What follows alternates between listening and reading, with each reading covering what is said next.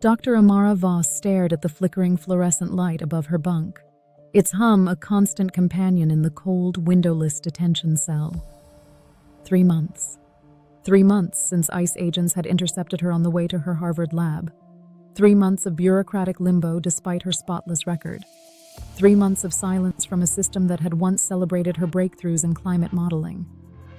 Now, her equations, meant to predict catastrophic weather patterns, were gathering dust while she counted cracks in the concrete walls. "You're the scientist, right?" whispered Rosa, a teenager from Honduras huddled on the bunk below. Her voice trembled. "Do you think they'll let us out?" Amara's throat tightened. Rosa had been separated from her uncle at the border. Her only crime was fleeing gang violence. No criminal record, Amara thought bitterly. Just like me. Tension crackled in the air like static before a storm. Detainees traded rumors of sudden deportations, of lawyers ghosting cases, of guards who reveled in petty cruelties. Amara's mind, once a fortress of logic, began to fray.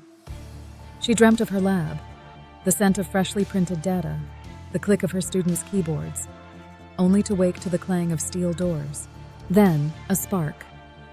One evening, a guard tossed a crumpled newspaper into her cell.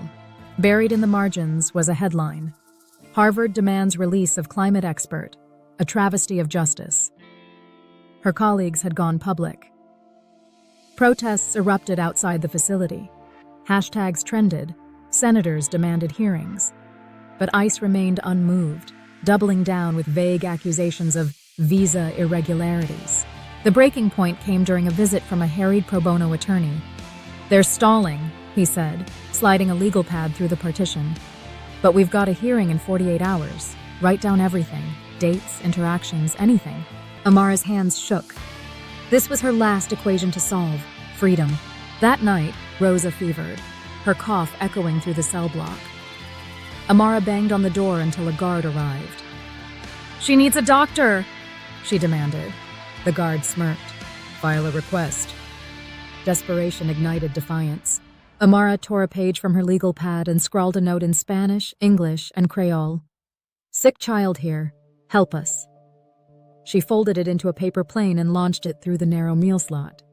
It sailed into the common area, where detainees passed it hand to hand until it vanished. By dawn, the note had reached a janitor, who leaked it to a reporter. By noon, footage of Rosa's coughing fits and Amara's plea flooded social media. By dusk, the warden, under siege from press and protesters, transferred Rosa to a hospital. At the hearing, Amara's lawyer brandished the viral video. "This is what resilience looks like," he declared, pointing to her unwavering testimony. The judge, stern but swayed by public outcry, finally ordered her release. "Visa reinstated," he muttered. "No grounds for detention." Outside, autumn sunlight blinded her.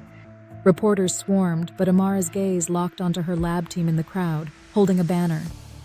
"Welcome back, Dr. Voss." Rosa, now safe with her uncle, sent a text. "Gracias, doctora. You saved me too." Weeks later, Amara stood before the UN, her climate models projected on a massive screen. "Science has no borders," she said, voice steady. "Neither should compassion." The room erupted in applause, but her mind drifted to Rosa, to the countless others still trapped in the shadows.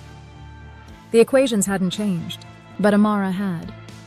She'd learned that hope wasn't a variable to calculate. It was a force to fight for.